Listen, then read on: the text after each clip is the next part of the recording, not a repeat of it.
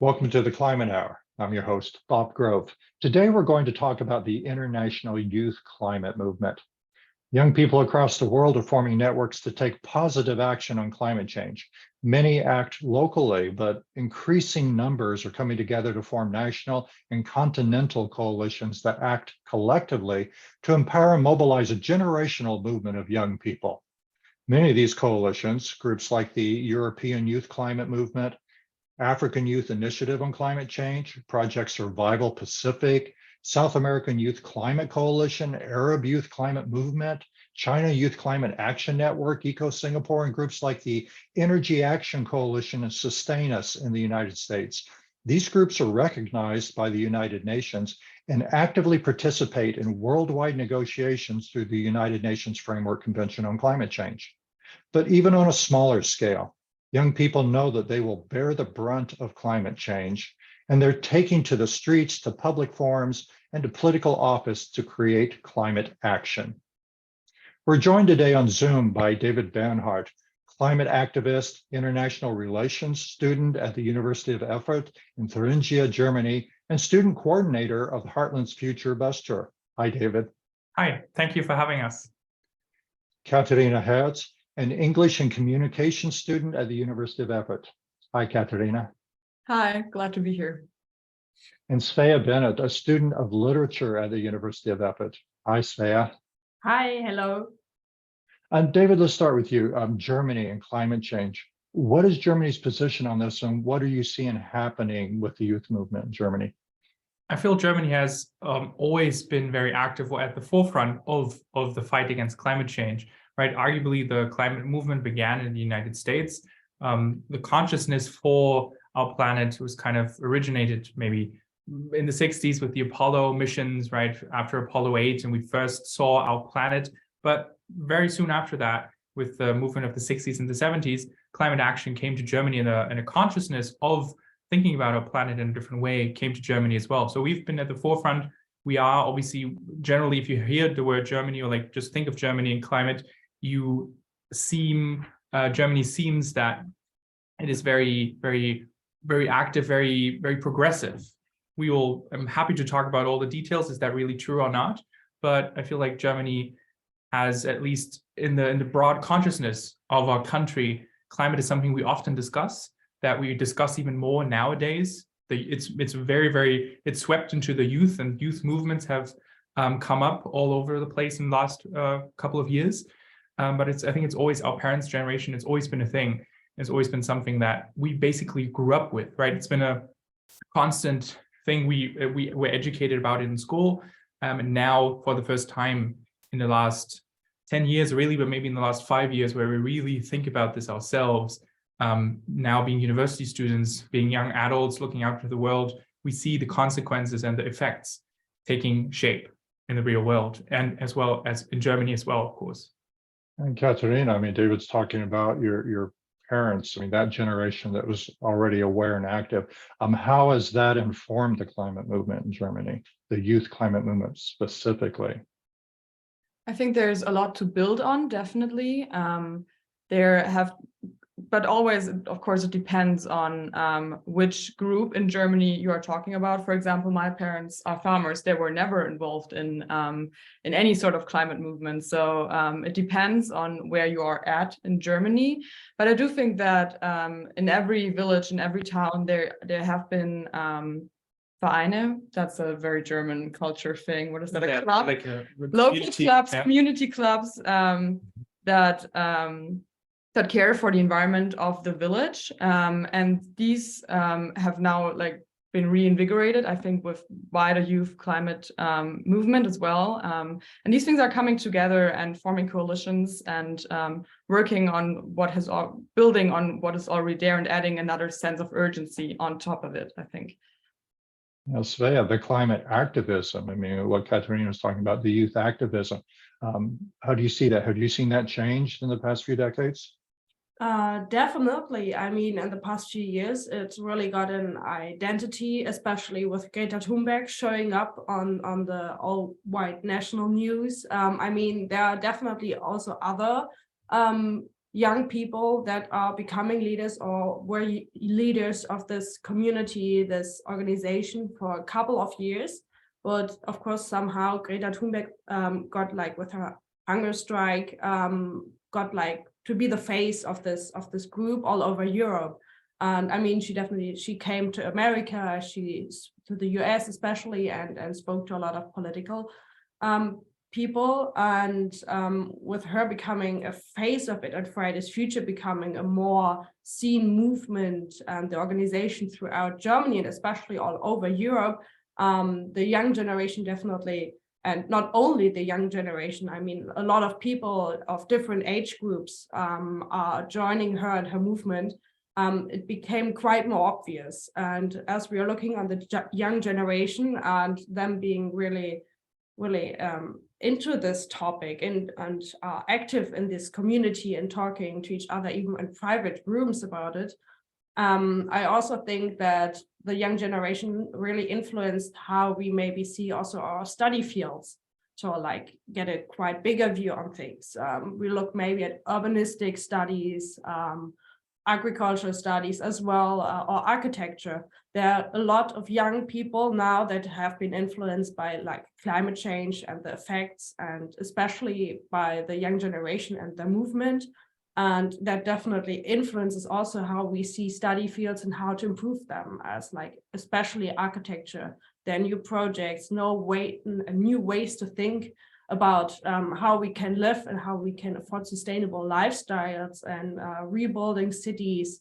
For example, also the concept of sponge cities, how to like build sustainable cities to like get the water from rainfall or something like this. I think like definitely when the young people and the young generation especially and becomes involved in the climate change, it has effects on how we see it and how it gets into like our daily life and the development of our countries. Neither we're in Germany or in the US, neither on the world. I think it really has an effect on of us all, and especially with like the different age groups, our parents' generation. I mean, they're like our teachers basically, and with them also getting a quite better perspective on climate change and interacting with the young people. I think it's maybe something that's not differentiated by age groups, but we are like getting together even more. Yeah. But I think it's also important to say that we are speaking as climate activists. So we are in a certain bubble, and the people around us are also in a certain bubble. So we cannot really speak for the whole the whole of Germany. And we do have, I mean, the two backbones of our industry, which as Germans we're culturally quite proud of, I think, is coal and the car industry. So we are kind of like a lot of our politicians. Those are both heavy carbon, yeah. Exactly, yeah. Are walking a little bit of a tightrope between those two extremes, I think. So, right, to put it into context on general, like, I think the youth climate movements have come from the fringes into a more mainstream view, basically, within the general public and among us ourselves as well, right? Yeah. Among us, I feel like maybe growing up, my parents were very maybe active in that scene, but other friends were always like, what, climate change, who cares about that? I think generally the young people didn't really think about it too much, or we're not really involved in it too much. But now it's not about being fashionable. It's not about being a part of a trend or a movement or kind of a community or something like that. It's really about our future. And I think that's what's become more clearly visible in Germany, that again, what you mentioned, it's a generational thing. It started obviously from like several smaller organizations and communities, but has become a really national and now international movement. And I mean, the pandemic has slowed it down a little, but you can see it coming back. And the March for Climate and things you've seen in the United States as well, right, have been taking place in Germany as well. And Svea just mentioned Fridays for Future. It's probably the most active group that I've also been involved in within Germany. In Europe maybe as well, and they've started originally from Fridays for Future, as in having the Fridays of a school day or school week off, and going like basically leaving school, even though they were required to go to school, to then protest for the climate. that has morphed since then into a more serious, more very, very well organized structure that organizes events, talks, has maybe even like published books, people go on to talk shows. So there's a whole different like substantial movement behind that at this point. Again, moving from smaller organizations within the last, what do you say, the last 10 years, but really maybe the last 6 years or something like that. It was, well, yeah. Yeah. And the I think- Fridays for Future, that's spun off of Greta Thunberg's action, correct? Yeah, that's she's been the face of it. She's not necessarily the main organizer, but she's been the most public figure in that movement. Yeah, yes. and uniting also all of the different movements we've had. I mean, we've had a lot of dispersed local movements, though I think now it's like a lot more international, inter-European as well. And I think in general, maybe we can say that like climate commitment to taking action against climate change is more of a social norm now. Yeah, that's a good way of describing it. Yeah, yeah. Mm-hmm. So the Fridays for Future, you've all taken action in that. What does that look like for you personally? Are you skipping classes on Friday or what? So me taking place in it, well, I got involved with it after school, but originally it came from that thought of school children skipping school to make a statement. But since then, I think it's relatively early. It morphed into more of a, again, as like I said, a serious climate movement. I don't know if, I think we all have been involved in it in a way because our university, not obviously our university itself, but the students at our university have been organizing things there. And it's been, at this point, the biggest climate marches, if it's in Hamburg, Berlin, Frankfurt, or even Erfurt, the smaller town that we are from in Thüringia, the state of Bavaria. Even there, it's been the main organizer, the main group that actually plans out the big climate marches, right? If there's an international climate march, if there's an Earth Day event, something like that, it's always been intertwined with that organization. And so I feel like lots of my peers have been involved with it. I've been directly involved within Hamburg, my hometown in northern Germany. And yeah, it's always, again, the strength that it has is that it has the numbers and also the seriousness that we go to, or ultimately our goal is the legislative, talking to a legislature. And there are several positive things that this movement has already achieved in the last couple of years. We made ourselves heard, but not only that, for example, the Supreme Court in Germany decided based on a case involving this movement against the Federal Republic of Germany that the state of Germany has a responsibility to act on climate change, just as it has a responsibility to act on the security and safety on any other issue concerning its citizens, and in a way basically not forced, but maybe stated that climate change must be acted upon by the government. And that in turn basically led to a lot of commitments that have been made, like banning gasoline cars at a certain time, or at the sale at least within Germany, I think by 2035. And then being our ultimate goal, the big goal of being climate neutral within Germany as well. I believe that's 2045 or 2050.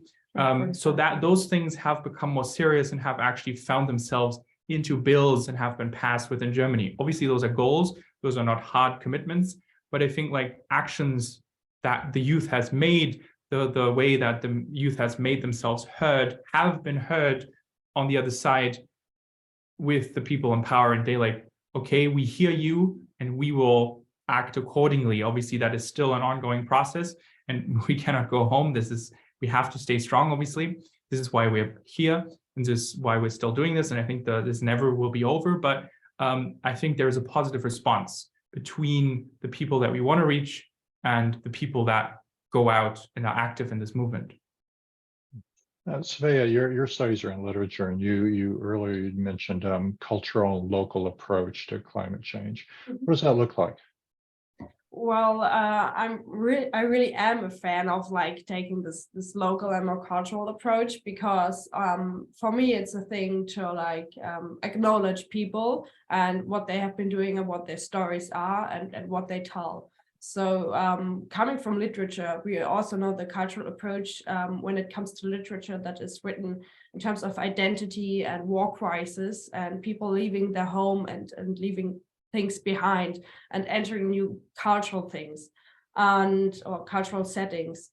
But on the other hand, these narratives also tell their personal story. And while reading them, we acknowledge that these people have a certain story and that things happened, and also acknowledge the way they have done certain things, neither which culture they are referred to. And I think bringing this attempt to climate change is a really big thing because it unites us. While hearing about different stories and different cultural approaches on climate change and how people are already doing things against it more locally, you really offer them a place to be heard, and which I think is really important, because it's not only that we need to talk to the government, it's not only that we need to talk to the companies. Most likely we need to start where the small people are. I mean, we all know, for example, from high school that we read history books, we know the great dates, we know the great events that happened, but most likely we don't look deeper into the history, into what the people went through and what their stories are.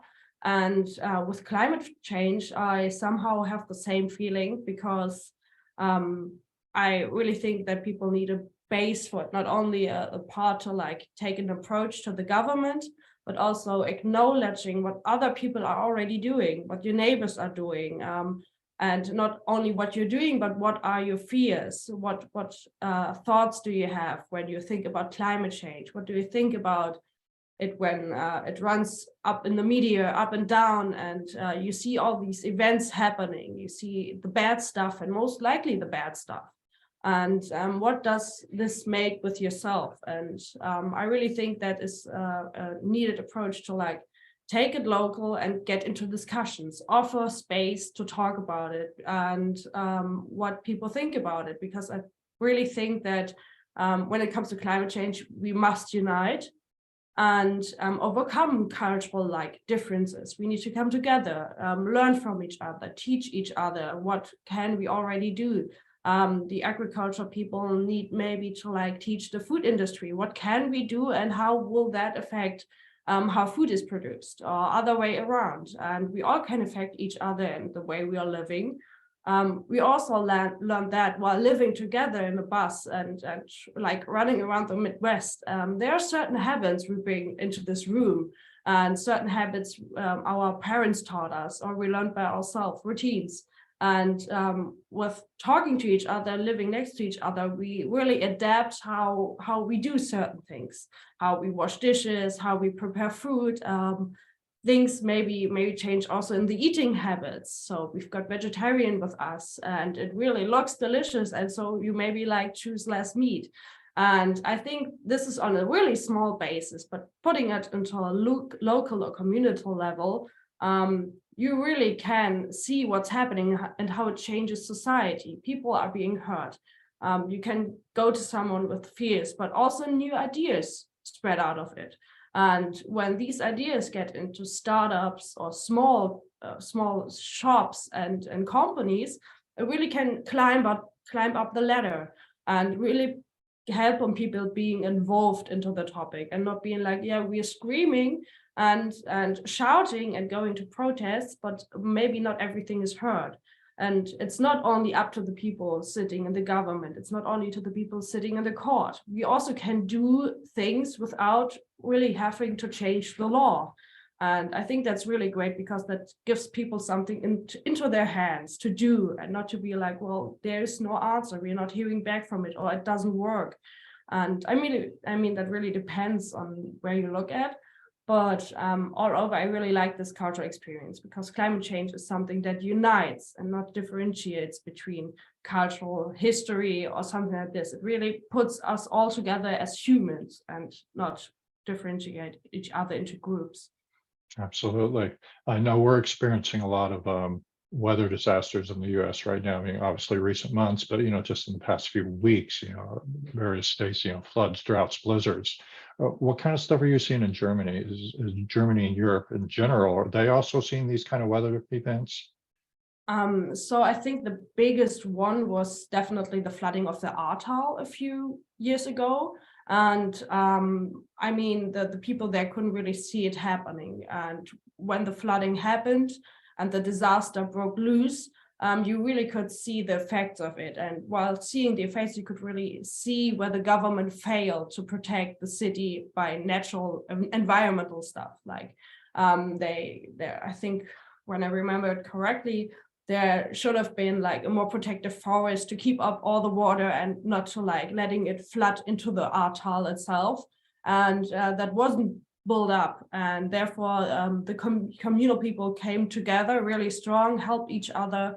There was nothing like, they all depended somehow on the financial help from the state, of course, but they really got together, those who remained in their homes and the homes that stood still after the flooding, helped people all over Germany, donated stuff there. And it really was becoming together, and especially thinking about how we can make things safer in case flooding happens again. And we really face these issues and in different ways, also like with fires in summer because of the outrageous heat. Sometimes there are bannings of open fireplaces, for example, and people still doing them.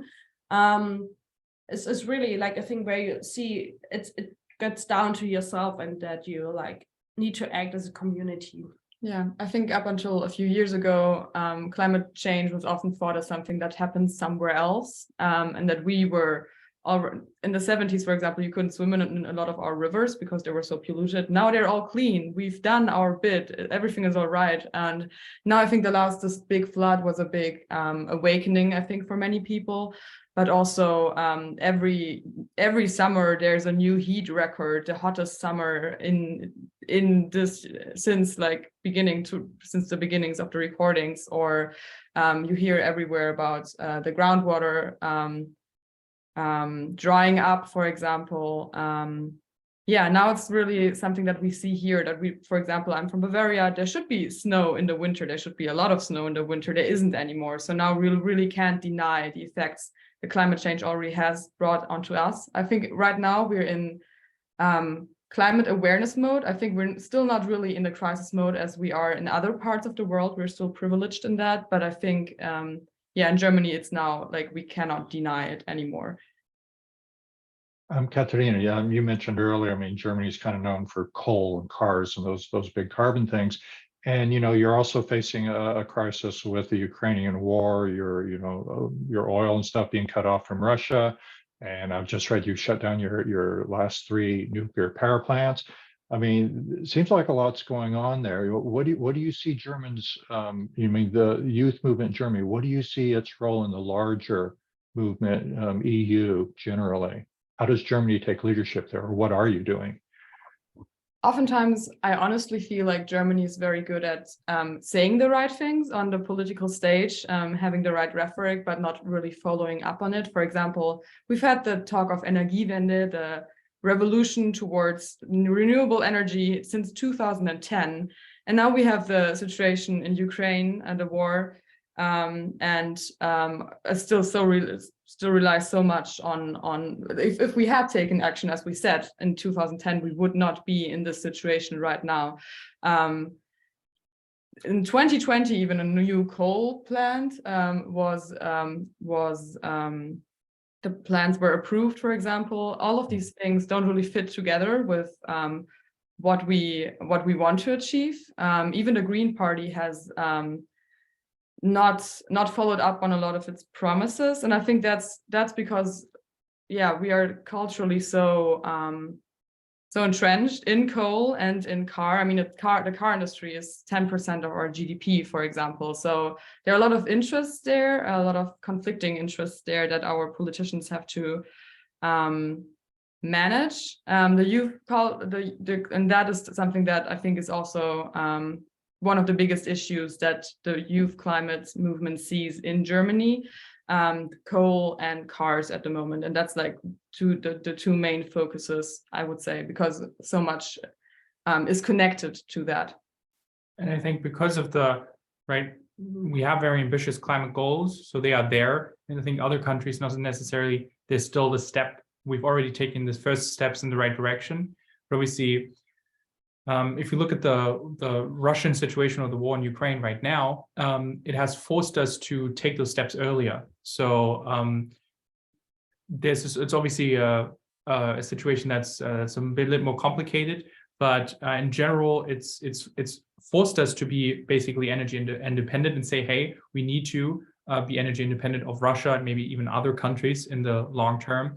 So it's forced us to reinvest or look at our investment into wind energy, into offshore wind parks, into the general electric grid, right? The electric grid needs to be built up to support electric cars, more and more people building electric cars, maybe looking at subsidies for electric cars. So all little programs, but even obviously Germany is famous for their the Autobahn, where there's in lots of places still an unlimited, there's no speed limit where you can drive as fast as you want to. And that obviously, if you calculate it up and to 80 million people, right? Germany is a very densely populated state, meaning that if there was a speed limit, that would actually reduce the German emissions by as much as if you banned the entire domestic flights within Germany. So it's quite a significant amount.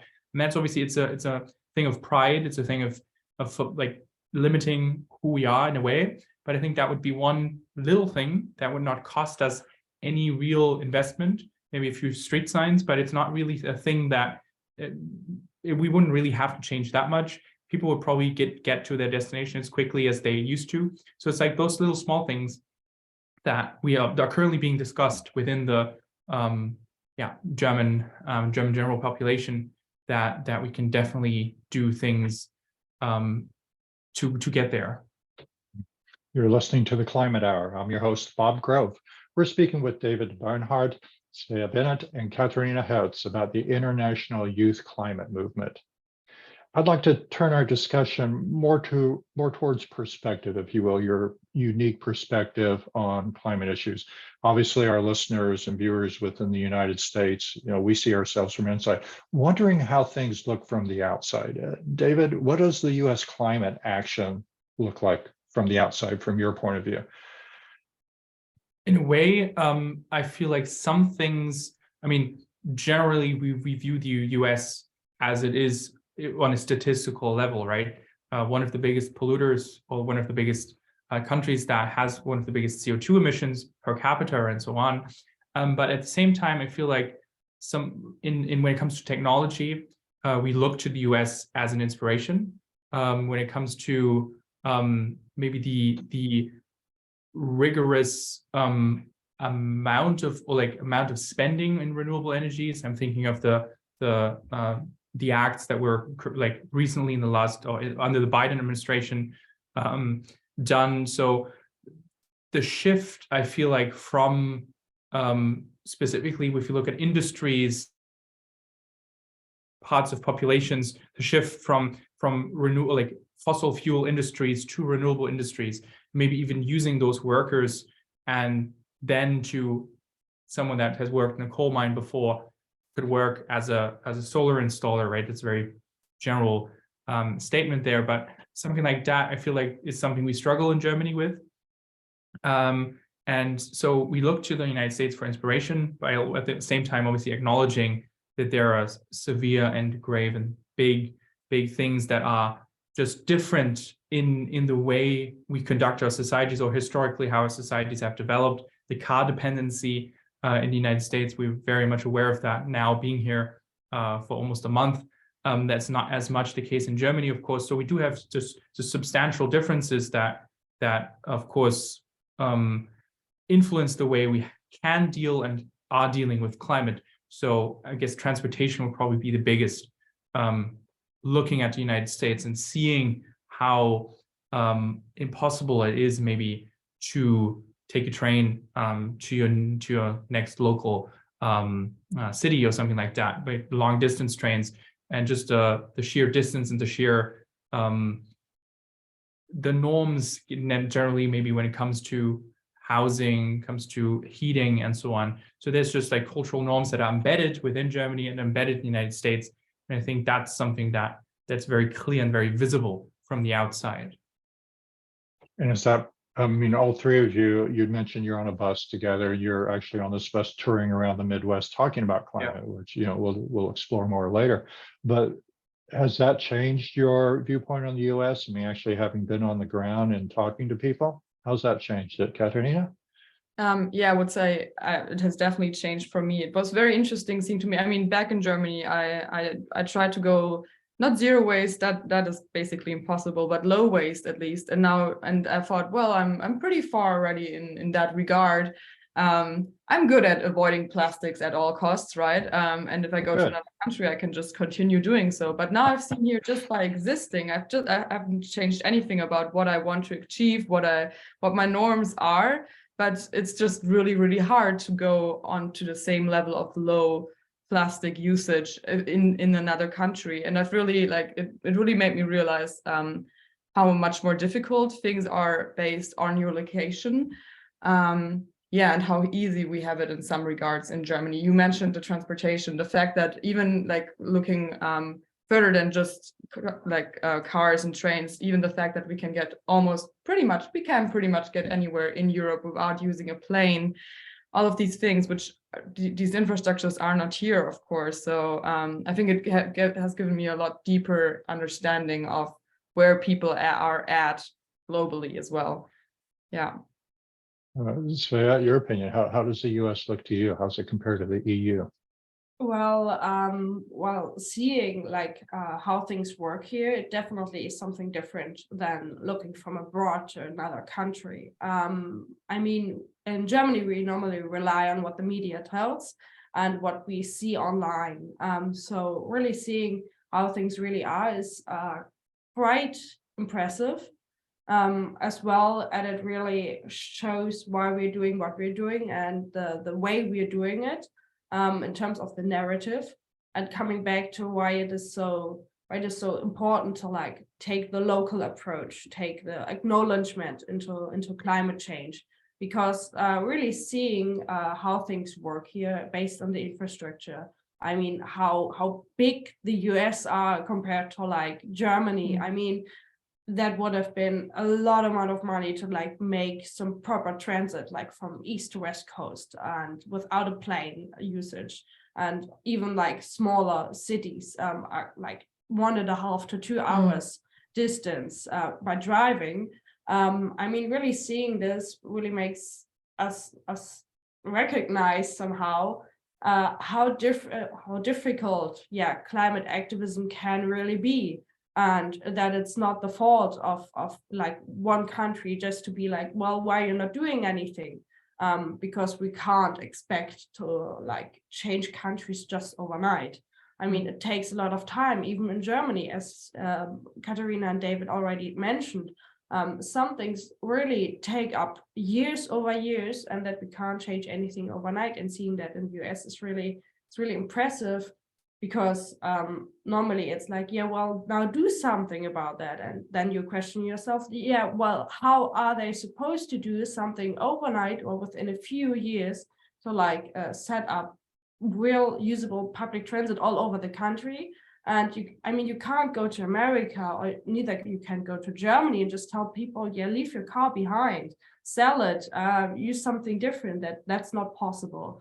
And that's definitely not appropriate for something, and really acknowledging that countries are the way they are, and that they have certain infrastructure, and that it is different, and that they have another starting point for climate activism and climate change and different issues. Really seeing that in person makes us sure how we really need to listen to each other and to know in which situation people are. And when we do that, we can find another solution. But with German standards in politics, for example, or in the community of Fridays for Future going to the US probably, most people I think would be offended, and that is just the right, because some things won't adapt here that fast or quick as maybe in Europe, because there are structural differences. And it's a lot bigger. Yes, it's so much harder to implement these changes Definitely. on such a big scale. I've definitely seen that, how privileged the life of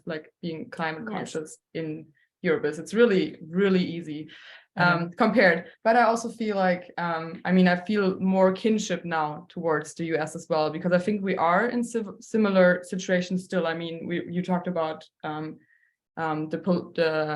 pollution that, of course, the US puts out. We are in the same, we are also one of the most polluting countries in the world, because we are also, just like the US, very industrialized and have a history of exploiting our natural resources according to our economic needs. So I think we're quite, like, I do see a lot more similarities between Germany and the US than I did before coming here. And we have to acknowledge, right, that when we do listen and we do come to communities, I feel like we've all been surprised that I feel like, again, but going back to the view that maybe Germans have to the United States, we come here and then, for example, in Nebraska, we visited essentially a central city in Nebraska, just an hour from 2 hours from Omaha, where they have multiple wind farms outside the city, as well as solar parks outside the city as well. We talked to a group of people in Bloomington, Illinois, the other day,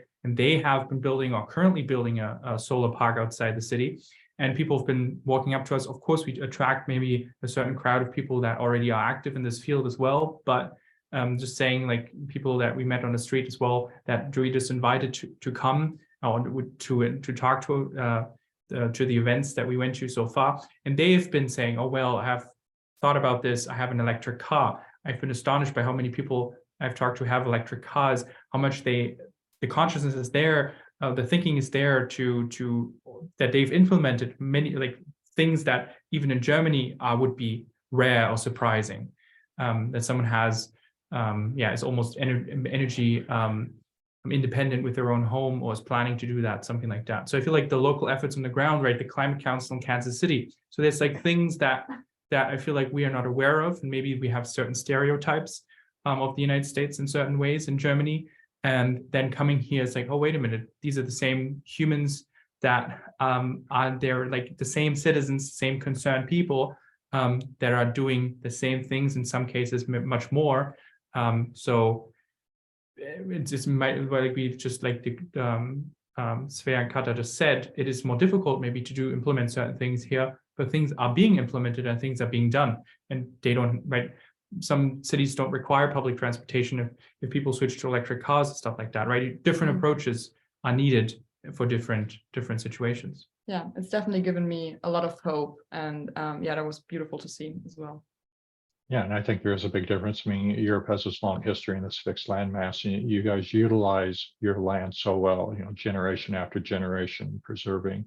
And, you're just environmentally very conscious because you have a fixed amount of land. Yeah. America, we've got so much waste land out there that we can just afford to walk off and leave a building, go build a new one. It's cheaper for us. And obviously not as good for the environment. So I feel like there's so much that we can learn from Germany and Europe in general, just in terms of your home technologies, your recycling technologies, your transportation. Not so much that moving to electric cars is great, but your inner city areas where you walk, and your mass transit and Eurostar getting you clear across the EU. There's a lot of things that we can learn from you. What do we have? What does the United States have? And you kind of touched on this, David, but expand a little bit more about what is it that we can export to the world, to the youth movement specifically? What do we have to share as Americans? I think one huge well of knowledge is definitely in indigenous culture, because they have been stewards of the land for thousands and thousands of years, and the knowledge and the technologies that are there in how to live with their surroundings in a sustainable way. I think that is something that people are becoming more aware of in Germany as well, and something that people are interested in learning about. That is one thing. Of course, there are a lot of technological advances. I mean, America has been leading in that for a very long time. Maybe you want to add on that? Yeah, I think but the question is, right, like basically what can young Americans maybe teach us, or Germans on an international playing field? As Kata already pointed out, I feel like maybe the different mindset, not necessarily that there's especially technology, right? That's been shared, can be shared internationally really quickly, but maybe just the mindset, having an American perspective on climate change ultimately does make a difference. I feel like in a way, the German climate movement is successful, but in a way almost conservative. And by conservative, I don't mean maybe on a political spectrum, but conservative in the way that it's existed a long time. And there's certain ways to how to deal with things. Of saying, okay, maybe, right, organizing a gathering, a protest to change the legislative way of thinking, or doing certain things, and maybe an American perspective of having a more open mind, being more open-minded to possibilities, especially to technology, maybe. I think Germans, again, this is a stereotype, but I think it's in a certain extent it is true. We are very hesitant of change, and change usually happens very slowly, but if it happens, and once the ball gets rolling, things do usually turn out the way we intend to. So I think this ball is already rolling in Germany. So that's why we are where we're currently at with what we're doing, and all sorts of things when it comes to basically preventing more CO2 from entering the atmosphere. But if we add an American perspective, and especially a young American perspective to that, the flexibility, right? Specifically when I say, okay, the flexibility in that American perspective is something that I feel like is needed or can be very beneficial on an international stage, specifically within the youth movement, and how we go forward, right? What do we do in 10 years? Will things actually work out the way we want to? What if it doesn't happen that way? What if things already, lots of positive things happen? What do we do then, right? I don't think we should all just like quit once we have achieved some of these goals, right? Stay active beyond what maybe we set ourselves up to do. So I feel like, yeah, the flexibility and the open mindset, so more of a way of thinking that can be shared. Let's jump over to generational divide, if you will, and you've kind of touched on that. I mean, what you've learned from your parents and how there's already kind of that environmental tradition. I feel, at least my perception here within the United States, is we have a fairly large generational divide between our young movement and the older boomers, if you will, that are responsible for climate change. There's some adversary there. Do you perceive any of that in Germany? What's your perspective on that? Svea, you want to talk? Well, about the age gap, I'm actually not quite sure. I would say from personal views that maybe even though there are different age groups, there are different approaches, that people are working together, acknowledging that there is a community, especially like maybe in the larger areas like Berlin, for example. There are like active communities on that are working together. On the other hand, I would definitely say also on the countryside, we have like the older age group that still like provides small gardening, for example, or does like a really natural lifestyles. It's quite now popular in Germany, especially like with the internet and providing a certain aesthetic around the sustainability in life, and how it is more calming. But especially talking about this point, I would definitely repeat the question, like what can America teach us, and what is America teaching us currently, especially with the internet being a great communicator over like borders and oceans, and talking abroad. I really think that we can definitely learn on this topic from Americans, especially Americans, because I like followed the Willow Project. I saw online how people reacted, and how especially Americans came together overnight and called the White House, wrote letters, and like really went feral online, how this could have happened. And with overnight, I mean that in Germany, I would personally say it would maybe take a few days to be that popular, but online it went overnight. The crowd was out of it. And it was really amazing seeing this, how quick this happened, and especially other movements as well. I just know that in New York, for example, there happened to be this movement of making the city greener, and locals came together, and within weeks they made seed balls and throw them out of overall in the city and planted trees. And that is something that maybe is happening in Germany as well. But for me, looking at news and knowing about it, I would definitely say that it's only happening like in the bigger places, in the bigger cities. And I really think that is something we could definitely learn from Americans, that there is a more aware sense of unity, and that people are actually reaching out to each other and getting together. And neither the age group, I think there's really a big sense of communication, where I think that is still like a border in Germany, that there's still like, we had it a few minutes ago, that there's still like this hesitant way to new approaches and to changes. And because another German stereotype, we've got the bureaucracy and that really takes up some time. I mean, if we look like at the wind energy, it takes up over 14 folders somehow to like build one engine and set it up. I mean, that's crazy, and takes not only a lot of time to plan, also a lot of money. And coming back to the communal level, on the local level, that definitely is something we need from Americans to get over to Germany and Europe, to like make it more local and reach out to each other, basically. The can-do attitude, and the people, the sheer amount of people that are there. Yeah. I really have the sense that there's not much of a generational divide in Germany specifically, maybe Europe in general, but that is something we do struggle with here in the United States. Have you interacted with any of the youth movement during your bus tour through the Midwest? Maybe just to answer your first question again a little bit, just shortly, I feel like being young people that talk about climate change or the climate movements in Germany have obviously been a reaction maybe to the older generation not acting or not stepping up, those who have not done anything so far. So I feel like it is true. I feel like maybe in Europe or in Germany, it is more not as black and white. It's not like the young folks care about the climate and the old ones don't at all. But generally, I feel like it has been it is a frustration that the people that have the possibility or